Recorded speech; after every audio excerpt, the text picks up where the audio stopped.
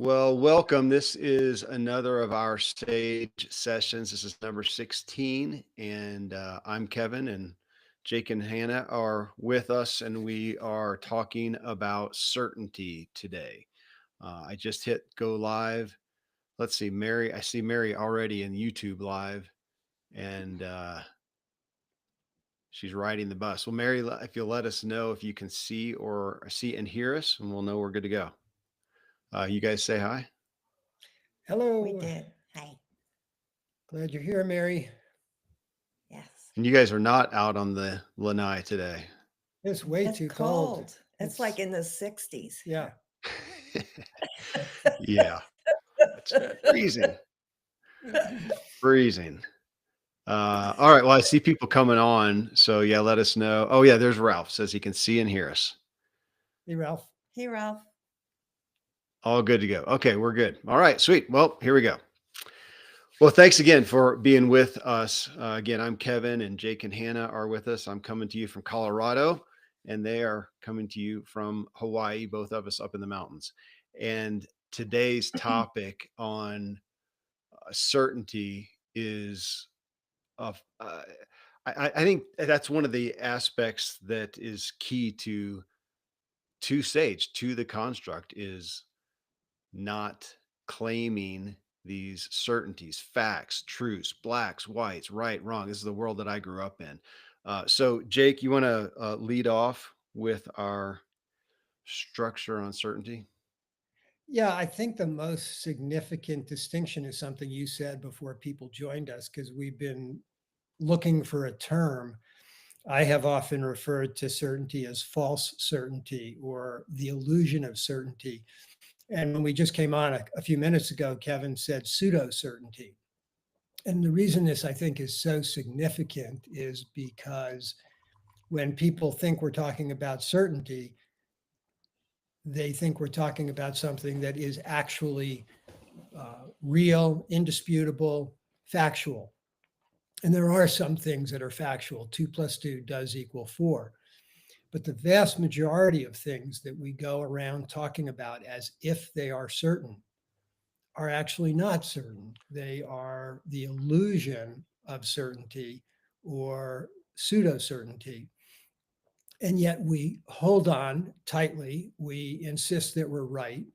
And the more that I cling to pseudo certainty, the more difficult I make it for myself to connect with other people, because certainty or pseudo certainty is like drawing a hard line. And I'm on one side claiming that I'm right, and everybody else is on the other side with their pseudo certainty.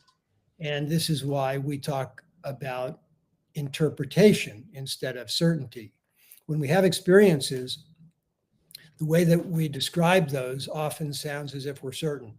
And what we're really doing is we're describing our interpretation of our experience. But we don't talk that way. We act as if we know exactly what happened. I act as if I know what my beliefs are, what my thoughts are, and that they are certain. And I also am certain about who you are. I'm certain about what you said. I'm certain about how you feel, because I often will project my own feelings and emotions onto other people and say, well, you're angry, and that's why this conversation is not going well. Well, the idea that you're angry is not something I can know. I can make that interpretation, but it's not a fact. So, one of the things I encourage everybody to do around this topic is to start playing with a word change. And instead of saying, I know, you might just try saying, I don't know. I don't know. And that sets us up for, well, what then? If I don't know, then what? Well, I don't know if you're angry, but my interpretation is that you are upset with me.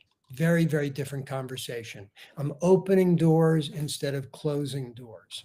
So just think about it in the coming week. Every time you may hear yourself starting to say, I know, just insert, I don't know, and then see what follows.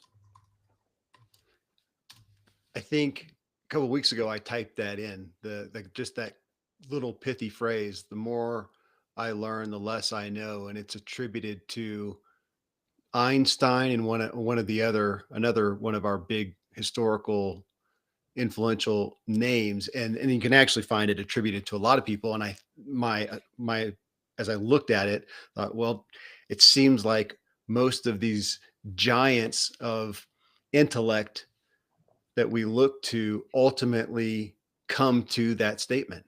The more I understand or I pursue, the less I believe I actually know. Now, I may feel I have wisdom, I may feel I have experience, and I can make a good bet, a good prediction.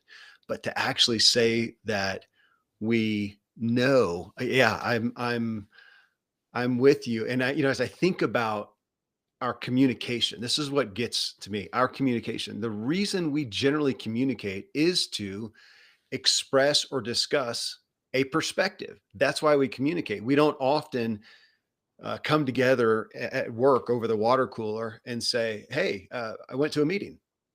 Hey, you went to that meeting too."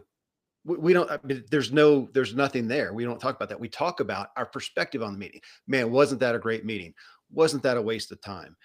And we speak it objectively. We speak it with certainty. And we have people on stages who are very famous who speak with certainty to to subjective, constructs. Now, and I want them to say, look, I am supremely confident in my I call it judgment, on my prediction, on my bet. And I may say, gosh, I align with you. I mean, you and I, we all talk about things that we align with, we resonate with, we are believing in the same way. And we're going to take an action, possibly. We're going to have faith on that. But to claim it as a certainty, to me at this point with Sage, especially by proxy, heightens the possibility, the probability of, to me, disconnect. Because if you don't believe as I do, don't see it as I do, then I've just disconnected by claiming it as certain.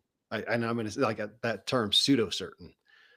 Um, and we go around creating conflict and I think insanity. Yeah, we see it in our culture, our politics. It's what we see every night on the news. Examples of people insisting that their perspective is right and everybody who doesn't agree with them is wrong. And as you can see, we make very little progress with that construct. Hannah and I watched a video that we fascinated ourselves with. It was Jill Bolte Taylor, who is a neuroanatomist. And some of you probably know her. She's famous for a TED talk she gave maybe 10 years ago. And it was the result of her having a stroke. And because she's a neuroanatomist and understands the brain, she's actually able to observe herself having the stroke, and she sees the right hemisphere of her brain sort of taking over as the left hemisphere, which is the language center, begins to diminish and diminish and diminish as the hemorrhage in her left hemisphere grows. And she ends up having a very serious stroke and goes through 8 years to recover before she gets back all of her faculties. And that was, I don't know what it was, probably 30 years ago. She was 34 at the time. She was a professor at Harvard. And she gives this TED talk explaining it. She becomes somewhat famous. She's now written, I think she's written a new book called Whole Brain Living. And she talks about the brain. I won't go into too much detail, but she talks about the brain as having these 4 different characters. She calls them categories, but characters may be a better word. And that the primary one is the left hemisphere language center, which is where we make determinations, judgments. We're very discerning about things. We're very analytical. And that's where most of our language comes from. And she's trying to encourage us to get to know these other 4 aspects of our brain. And what we've fascinated ourselves with is that she didn't have the language to make her point, because she's using objective language, asking people to go and experience the right hemisphere in which we are feeling present, Open. open, curious. It's how we connect with other people. And when she talks, she's incredibly alive, emotional, exuberant. And the interviewer is asking her things. At one point, she said, "This is where we feel grief." And he said, "Well, who wants to feel grief?" And she goes, "Oh my God, I love grief. I mean, grief is what tells me I care."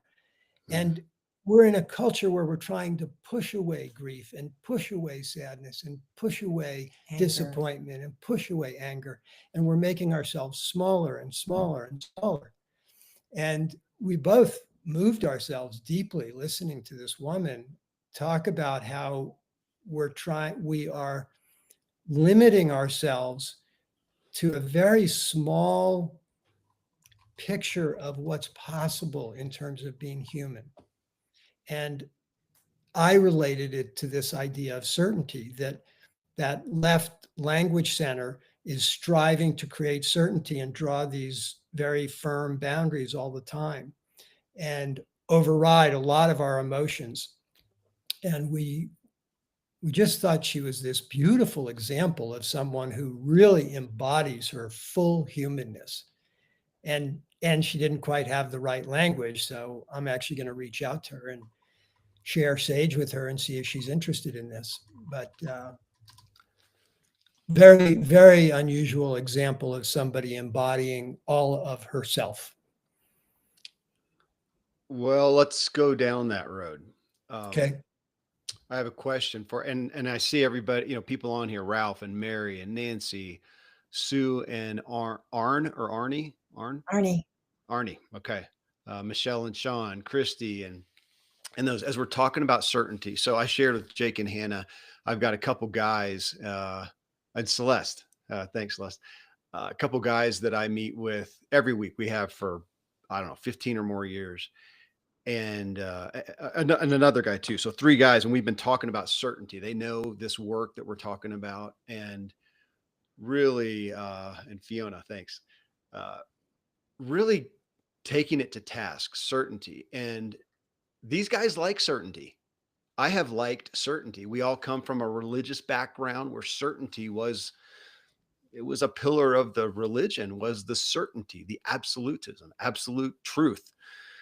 And as I have worked with Jake and Hannah looking at these or at this quest for certainty, this desire of humanity for certainty, it makes, I feel, I get it. It makes sense to me. The concept of certainty, because it feels safe. It feels solid. It feels like something I can just, oh my gosh, can I just have solid ground? I've been dog paddling and drowning, and I just want solid ground. Sounds great. And yet, when it's attached to these things that aren't certain, they're subjective. And that's most of what, again, that's most of what we talk about. That's most of, Jake, you mentioned beliefs. And most of our beliefs are not proof. They are not truth. We may think that they're really true, but if we step back and have to admit, well, not everybody believes this way. There are other cultures, other people. Not everybody interprets the way that I do. And yet I want it to be true. I'm trying to be more honest with things like that these days of going, okay, here's something we're going to talk about. Just to let you know, this is my bias. I have a bias.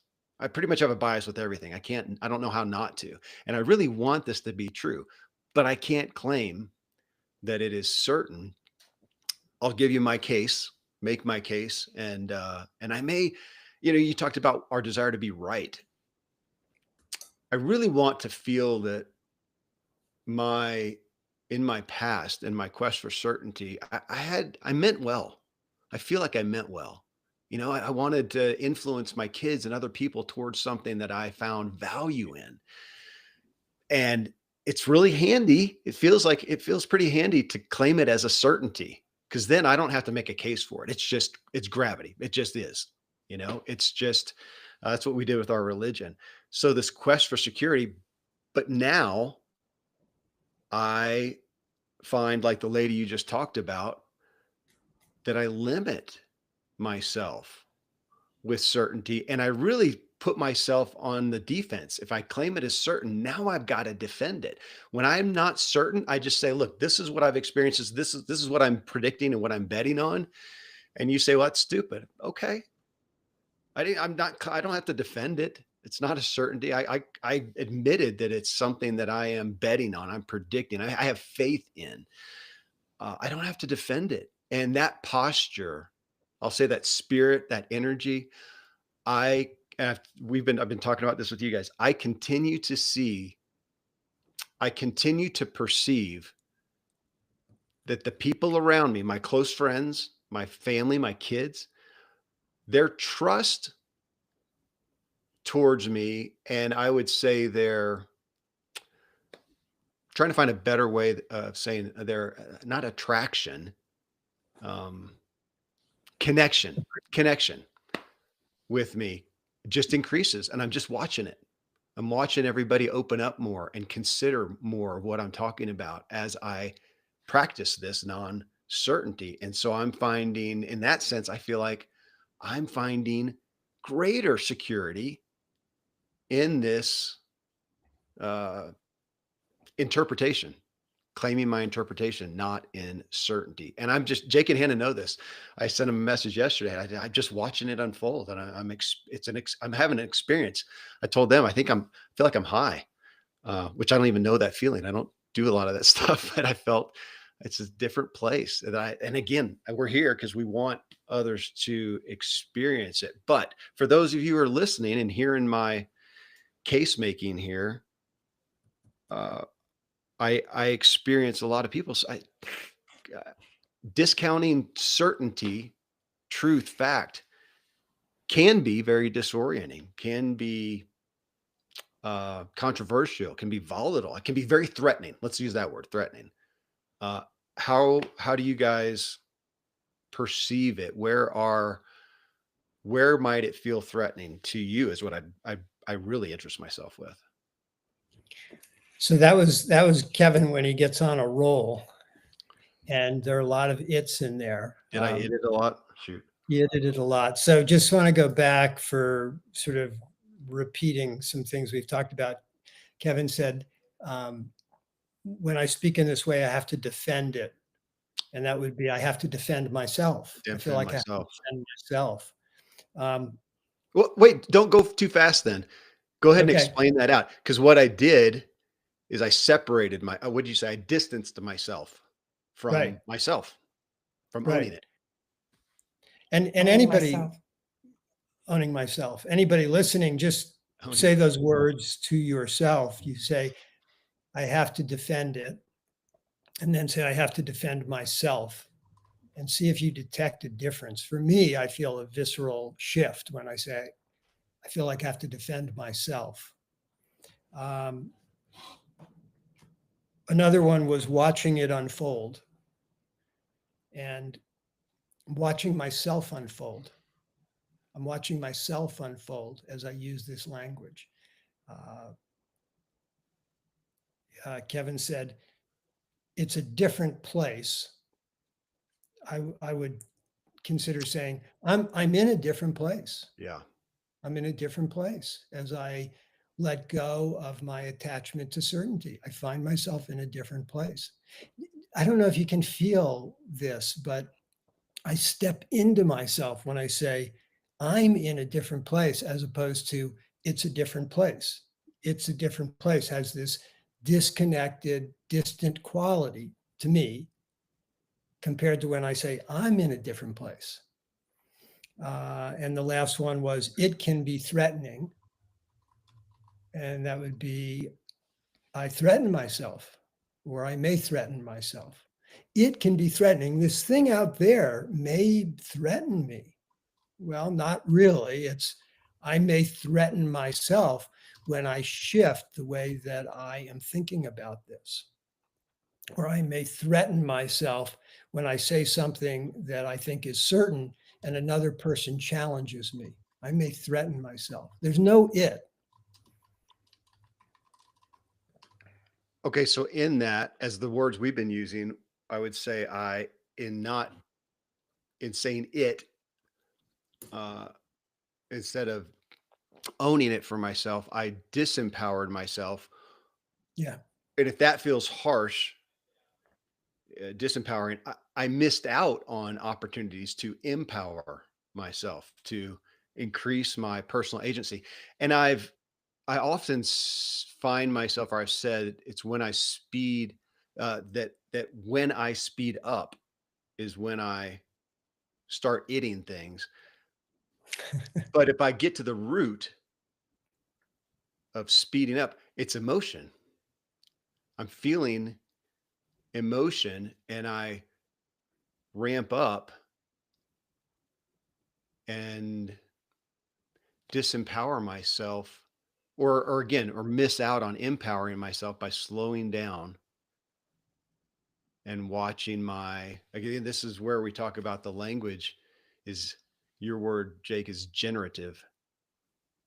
The language is generates, it can generate, the language can generate personal agency if we use it. If we use the language. If we don't use the language, there's a great chance of disempowering ourselves or missing out on empowering ourselves. And then relationally, I think I limit connection. And for people listening, just notice if you have a different response to Kevin in the last 2 minutes versus the prior uh, somewhat detailed description he gave about his enthusiasm about this experience that he's having, this shift that's taking place. It was very passionate. My experience is that I felt I was entertaining myself with Kevin on the first segment. I started sitting back and being entertained. The second, as Kevin was just talking, I feel myself leaning forward, working harder to understand and connecting with him. And I'm more engaged. I'm not a passive observer as I am when someone is entertaining me or I perceive them to be entertaining me. Just curious for those of you listening, if you detect a difference. The vast majority of what we experience is similar to the first part, where again, I'm oversimplifying it to say that Kevin was entertaining, but essentially he was just talking in a way that I didn't have to think. I was just listening to him. The second part, I really engaged myself. So just notice what your own reactions and responses are. I was just imagining what it would be like if in our political culture, if we all gave up our certainty and we opened ourselves up to listen. And I was thinking about an intake I was doing with a patient at one point here, and towards the end of the intake, she said, "I love Trump," and I shut myself down. I wasn't curious. I didn't say, "Tell me why you love Trump," to get more information about who this person is, or even curious about how anybody could go there. And I just imagine how different that intake could have been if I had wrapped it up with being open to this person.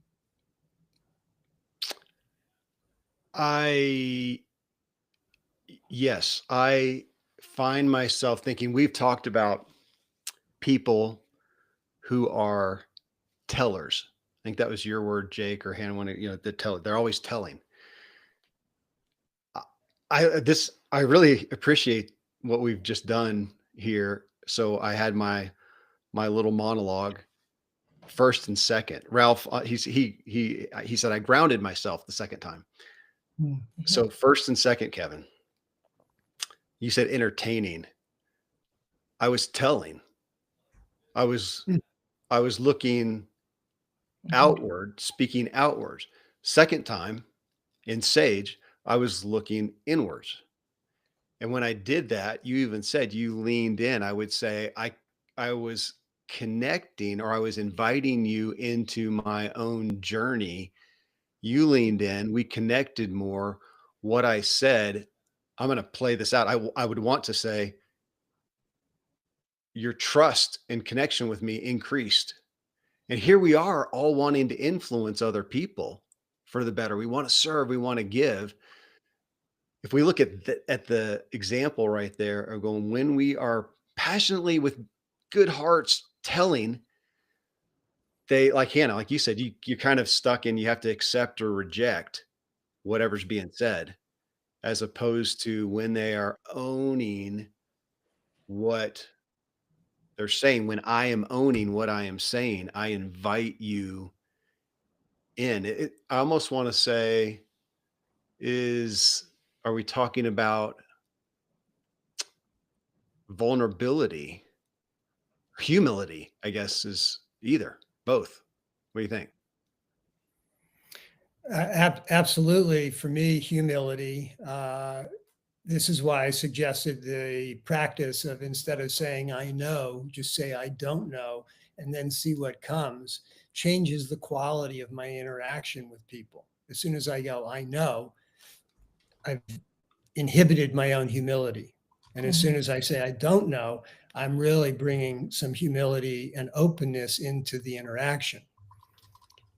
If I read the comments correctly, I think Mary said that she was more comfortable with the first presentation that Kevin did. And some people will be. For one thing, this is what we're used to in our culture. The second Kevin, I believe, is more, for me, is a more intimate experience. And we could use the word vulnerable. We could say there's more humility.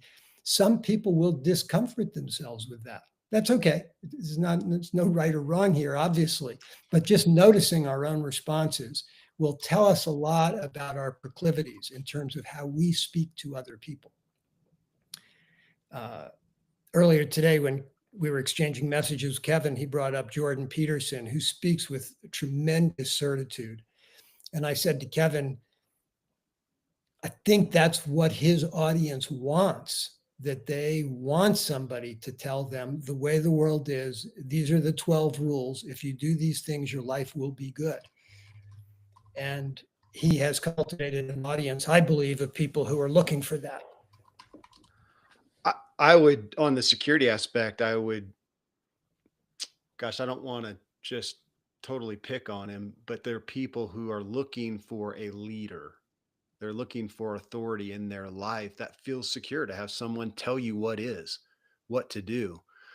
I've spent a lot of time in church with, I think, myself and others, looking for that from somebody on stage to tell us it felt secure, instead of me having my own discernment, seeking wisdom, having my own intuition. And I appreciate you saying it's not a right or wrong thing here. We're not saying that my first monologue was wrong and the other was right.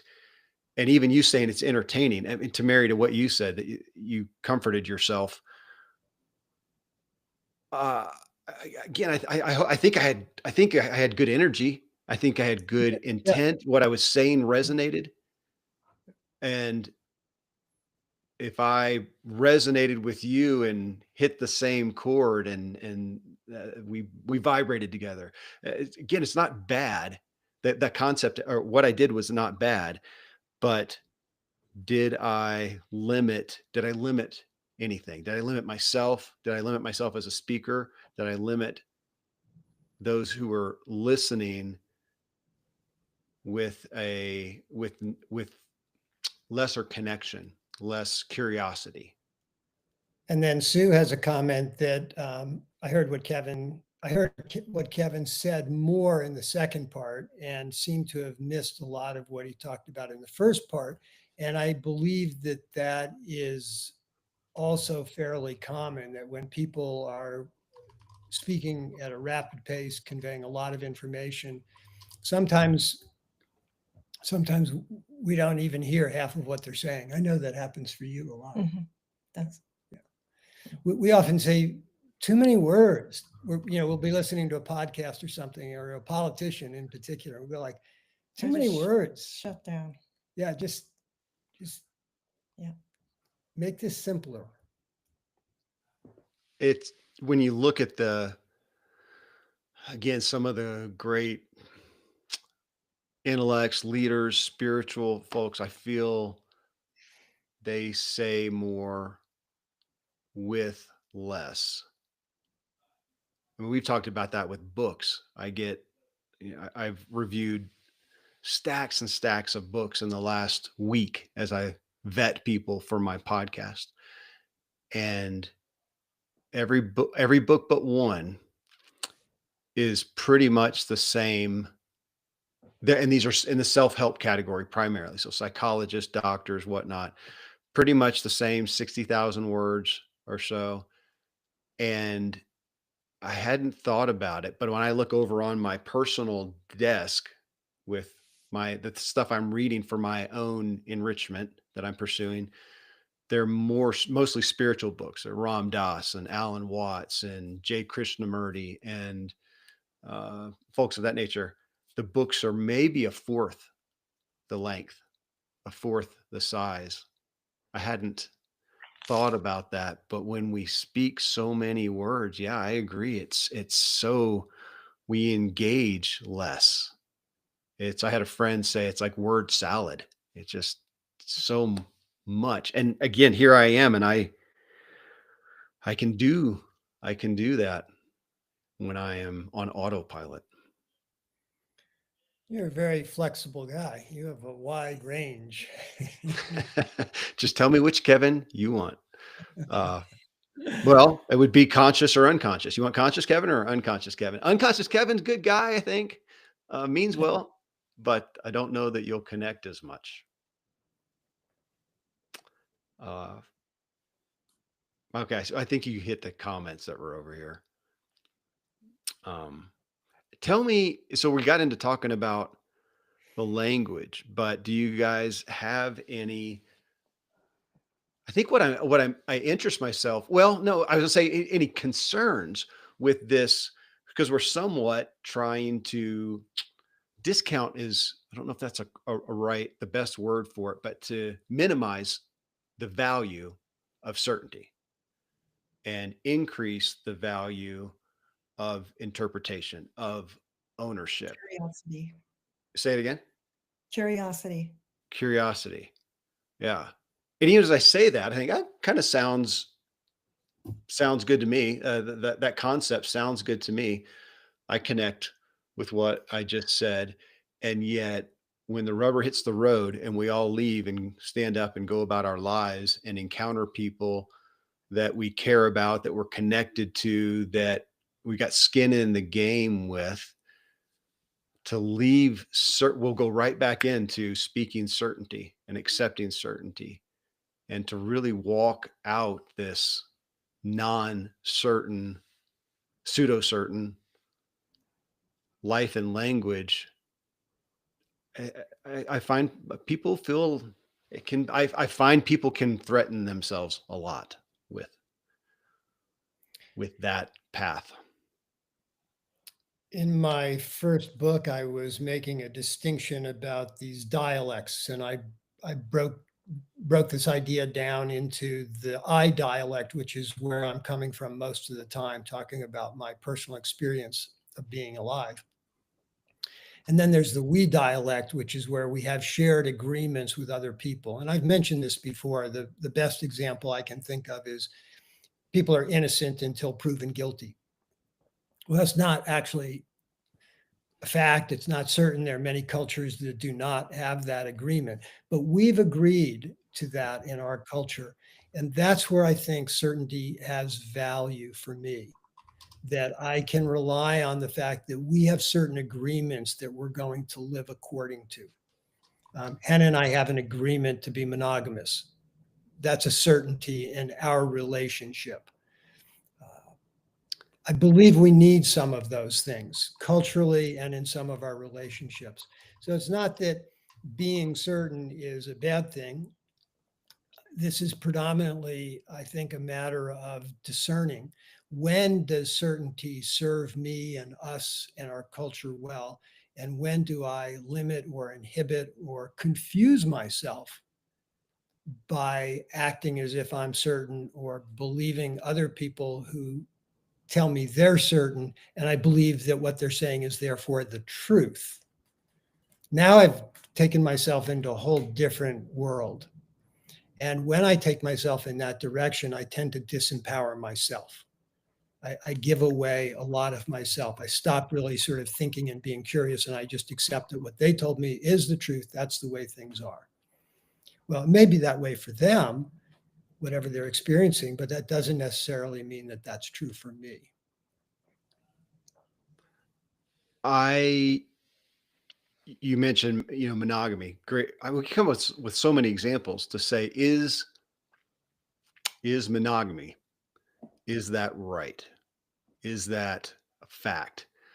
Uh, I don't know how we can say that, but to say an agreement. Uh, I like that as, again, we're going to stand up and put our feet forward and go do what we decide to do based on faith. Most of the time, I'm going to live my life today. I'm going to eat what I do and exercise as I do and speak, and I'm going to do it based on what I feel apparently is constructive for myself, and everybody else will do that as well.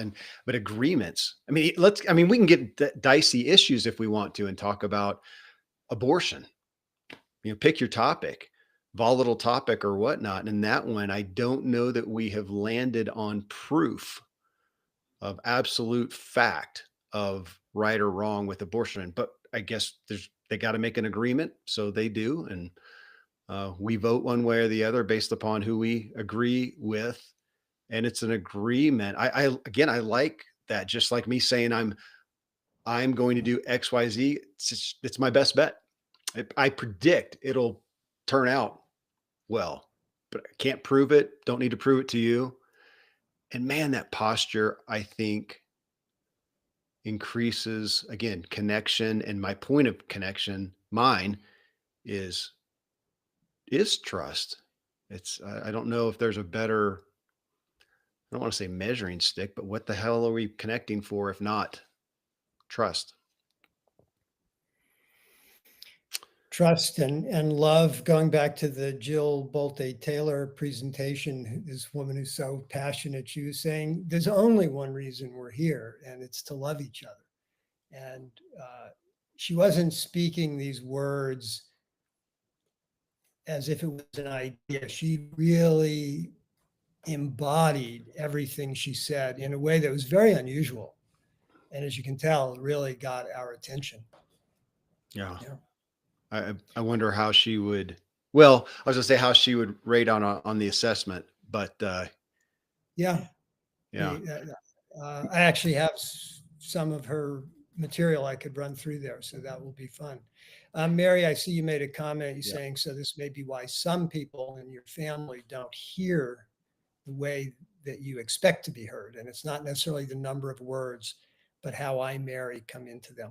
I think that's true. And I've interacted with you just enough, Mary, to know that you use, my perception is, use a lot of words to make a point.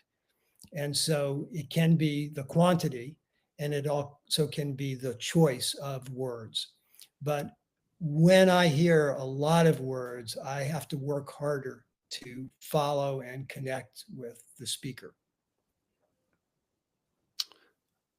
I am sometimes probably help myself listening to someone else, even more so than myself sometimes. My daughter, I have a daughter, Serene. She is 17, and when she will be sage, as we refer to, and speak thoughtfully, yeah, one, I absolutely, I engage myself so much more, and she uses so fewer words, and when she speeds up, she will often repeat herself, not just once, but often twice. She'll come around. It's like coming right around, coming right around, coming right around. And I, I'll find myself once in a while going, "Hey, you made that point. You made that point, sweetie. I got it. I got it." Uh, it's the Yeah. cultural. That's the norm. We've normalized this type of talking, which is why we are here today. Ralph, I saw you said you're wondering about a whole body sense of a knowing as compared to a certainty. Certainty. So, Ralph, that would be very much what Jill Bolte Teller is talking about. When the right hemisphere knows, it's not that knowing is not a cerebral, analytical, factual knowing. That knowing, as you say, a whole body, something that is completely true for me and not something that I can necessarily convince another person of because they're not in my body. So I think the whole body knowing would probably be how Jill would describe her experience. That's what it looks like.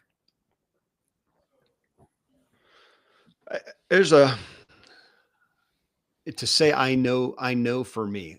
Do I have things that are I don't practice anymore saying, that's my that whatever is my reality. Because if it's mine, I think if reality is a static thing out there, then I don't have my reality. There's a reality. I have my interpretation. Same thing with truth. That's a common thing. Well, that's true for me. Um, I look at truth as something like along the line of reality. So I don't choose to say that's my truth or a truth for me. But do I know something for me? Maybe, but I think you just did it a second ago, Jake. You verbed it. It's something I'm knowing for me. I have lots of things that I'm knowing. I like the the verbing of that, and again the fluidity, because I blow my mind with how many things that were fact to me, that I believed, that I staunchly believed, that I knew that I don't align with. And I'm choosing to accept that there are a lot of the things that I really do think that I know, but holy smokes, judging by my past, I'm just not going to speak it that way. I'm going to say that, this is something that I'm knowing right now, or I'll say that I'm believing right now, or I'm choosing right now and predicting. Again, bet. I like the word bet. I use that a lot. I've mentioned the book, Thinking in Bets by Annie Dukes, and she speaks specifically to certainty. She somewhat just shotguns the concept of certainty. And she says in essence, we all go around thinking that we are making decisions. She speaks somewhat from a business standpoint, but making decisions in our lives and our business based on certainty. She says, no, and she'll talk it out, talk the concept out. And that to me makes such a great case. She says, you're betting. You're betting. She even makes the distinction between poker and chess, and that she says, her phrasing, we look at life and much of our aspects of life, the decisions we make, like a chessboard, like playing chess. Well, chess, you can see everything. You can literally see everything. And you could theoretically sit there long enough to come up with the perfect move, meaning there could be a perfect move, can be often, maybe always is a perfect move. She says, poker, it's impossible. In poker, the perfect move is impossible because there's too many variables. So the best you can do is make a really good bet. And some people get really good at the game like she did, and they make good bets and make millions of dollars. But it's always, she could come up with the most almost perfect move and still lose. And she relates that to life, that we are generally going around, and if everybody just admit it, we'd all be better off, is her perspective, by saying, well, this is my bet. If you want to step off a 100-foot building because you're not believing in gravity right now. Okay. I'm going to make a good bet that will cause problems. I'm not going to step off of that. It's my bet. Just own it. I own own yourself?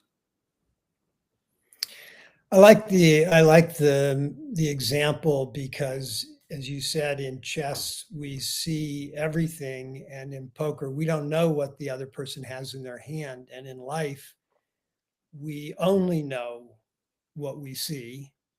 We only know our own perspective and interpretation. We don't know what the other person's interpretation will be.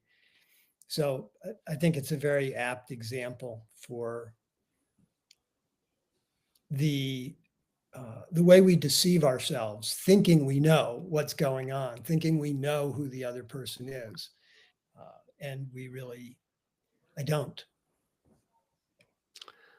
I a point of this aspect on certainty that something what's important to me, one of the aspects that's important to me is looking at certainty and culturally feeling as I watch myself and others veer towards certainty. I am relating that propensity to lean towards certainty as a method for securing ourselves. And so I start questioning, what are they insecure in that they need to me as well go over and claim certainty as opposed to owning yourself. The concept of equating certainty with security or insecurity, I just help myself.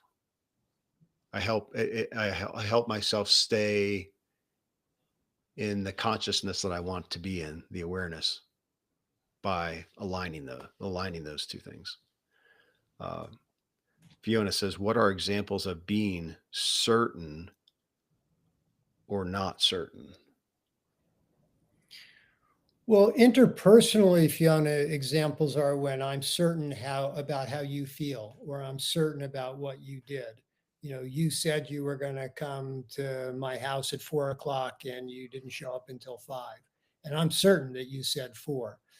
We do this a lot, and then we argue because the other person says, I didn't say I was going to come at 4. I said I would come close to 4, or I would leave my house at 4, but I didn't say what time I would arrive at your house because I had to run errands.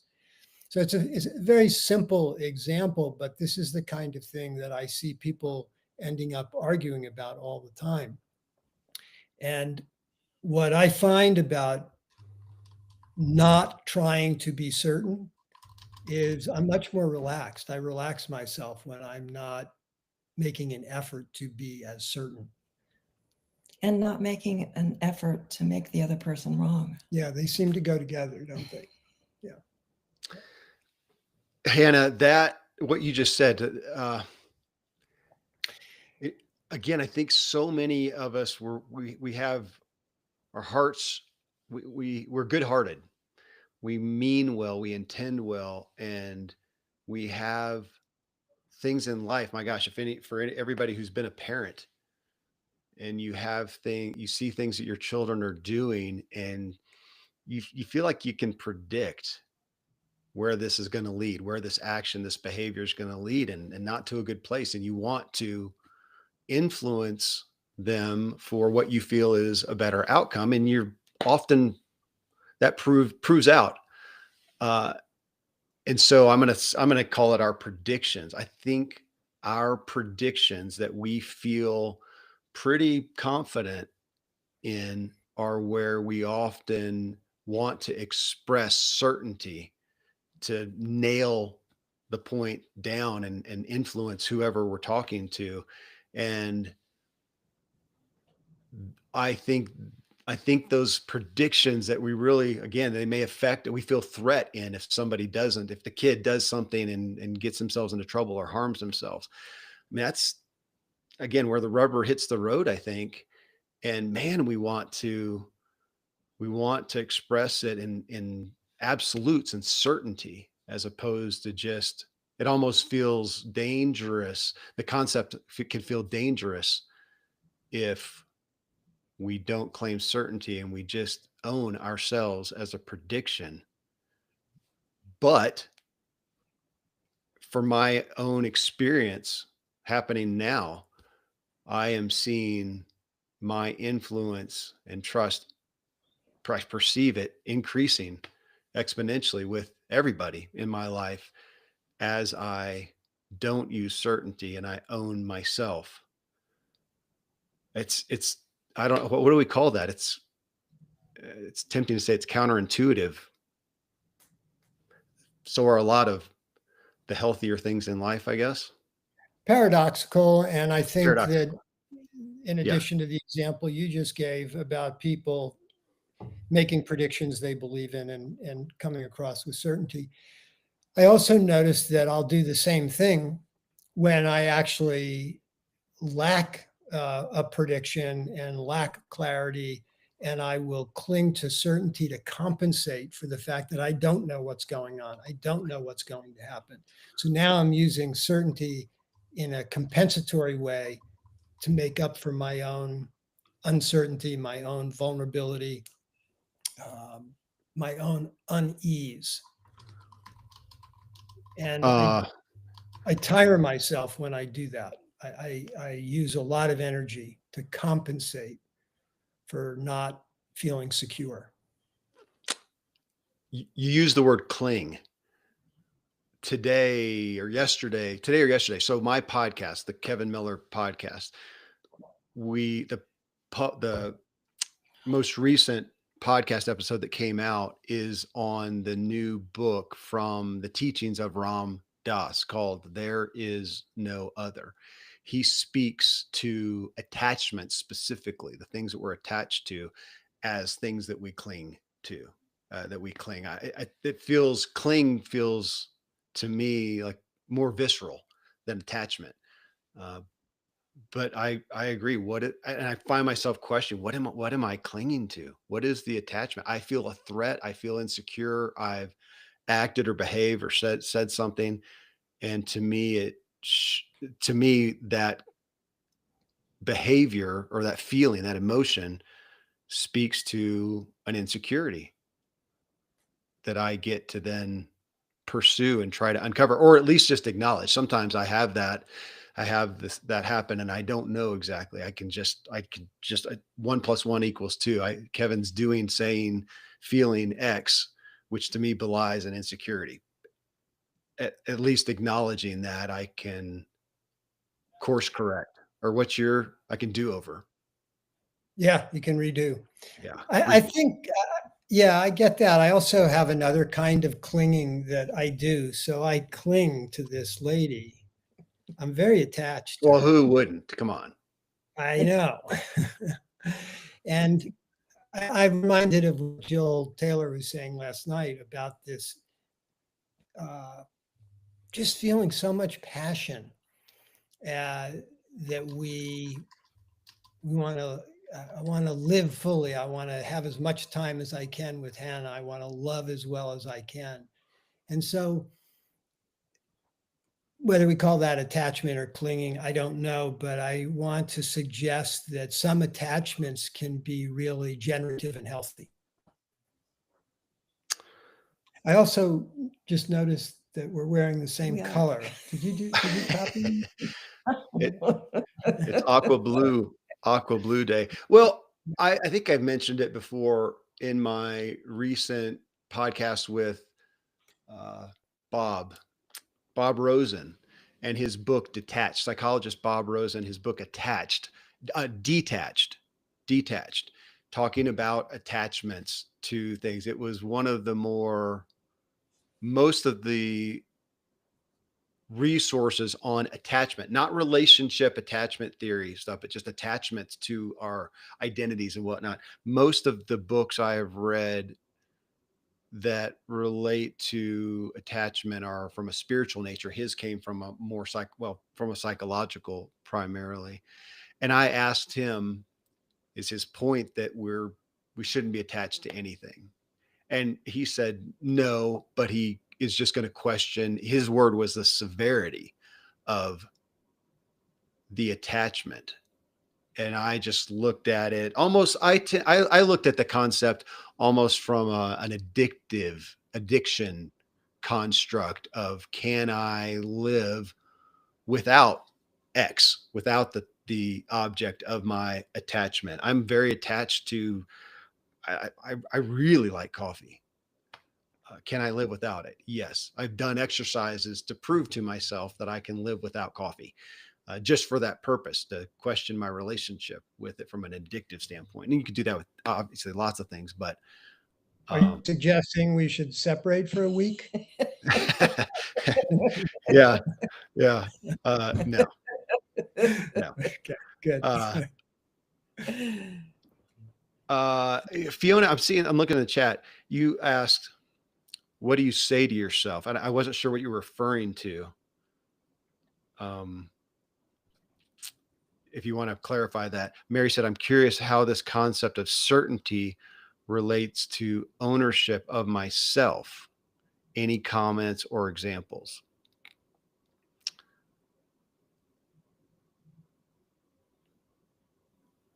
How certainty relates to ownership. Well, I'll pick on someone that we've already mentioned. Uh, the guy, Jordan Peterson. I view him as somebody who puts a lot of emphasis on fact. He claims what is to many things, that if you take the topic of what he just said, it is X. If you take the topic and ask him, is that irrefutable fact? He would, I believe he'd have to say, well, no, but we all know it should be, I've experienced X. I'm saying, own it. Own it. Say, I have experienced. I'd love to have him on stage with whatever he's talking about, like his all meat diet. Isn't that his gig? And instead of saying an all meat diet is the best diet on planet Earth, apparently it's not, because you said he's sick now. Um, but he tends to. I experienced him coming across. I actually saw him one time do a lecture, and he speaks with definitives. He speaks with conclusiveness. He speaks with certainty, and he says to what is. I want him to take ownership and say, because with most of what he's talking to, I think we would all agree the concepts are subjective. And he would say, look, in my experience of however old he is, if my experience with myself as a father, with leading so many people, I've experienced value in X, in eating meat, if that's his thing, only meat diet. And I'm going to continue to do that. I really would advocate that you try the diet as well. And I think you would benefit. Man, I'm so much more like Jake said. I'm leaning in. I'm engaged. I'm curious, as opposed to meat is the best. Eating only meat is the best diet. Well, I, in my head, I think I hear your perspective. I don't believe that is a truthful statement, and I wish you'd own it.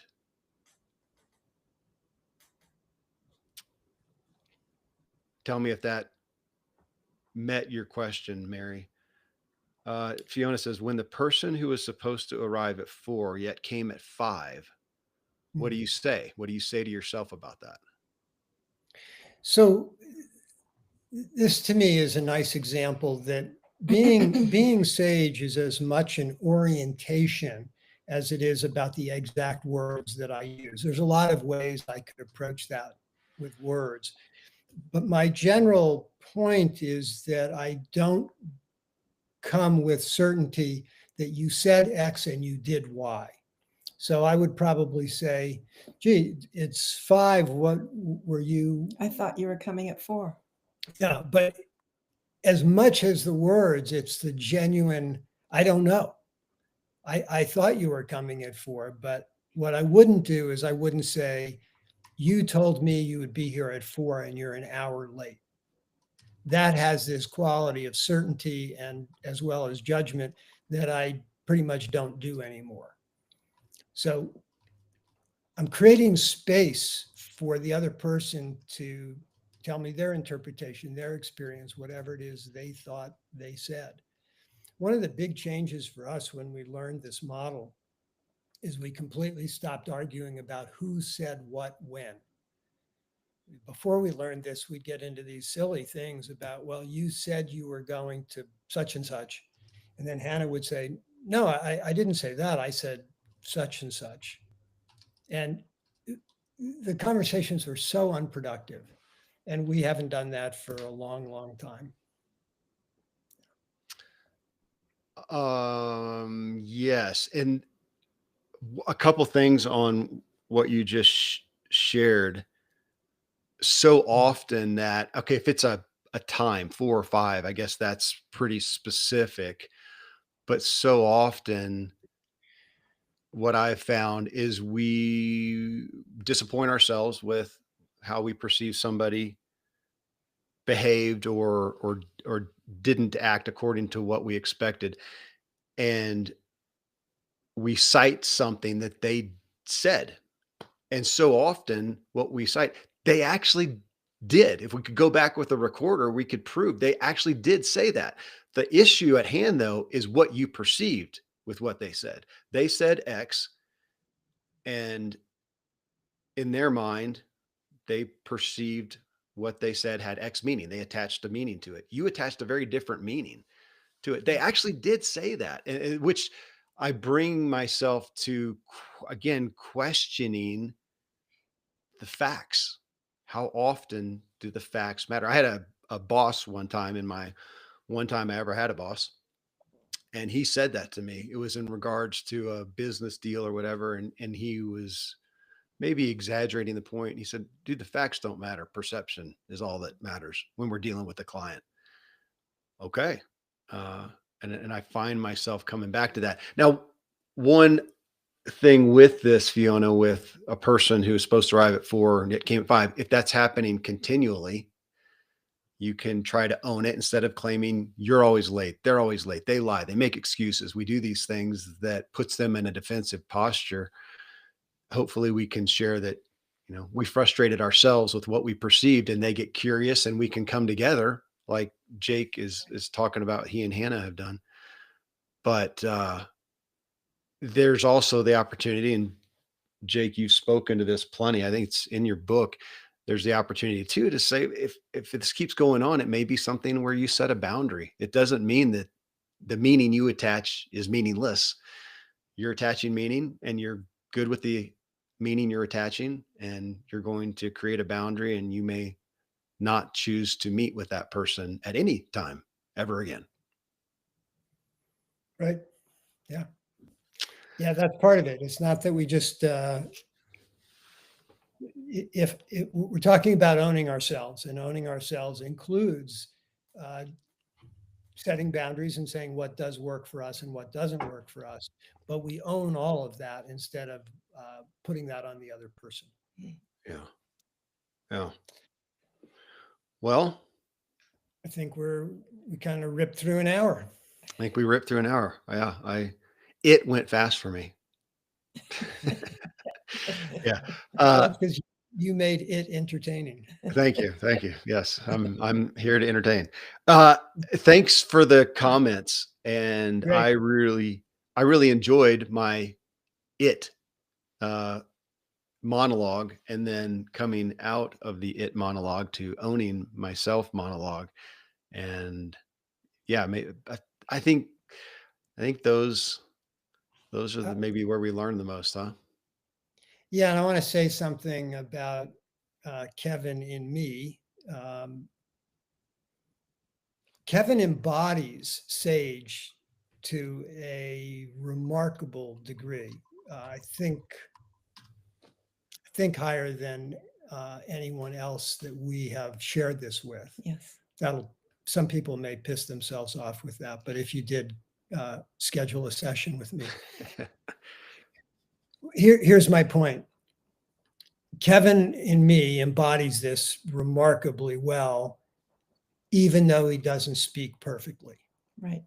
And so when I point out to him that he's using it, notice he doesn't get defensive. Kevin just goes, "Oh gosh, I didn't realize that I was doing that." And then he actually sort of embraces it. Like, this is wonderful.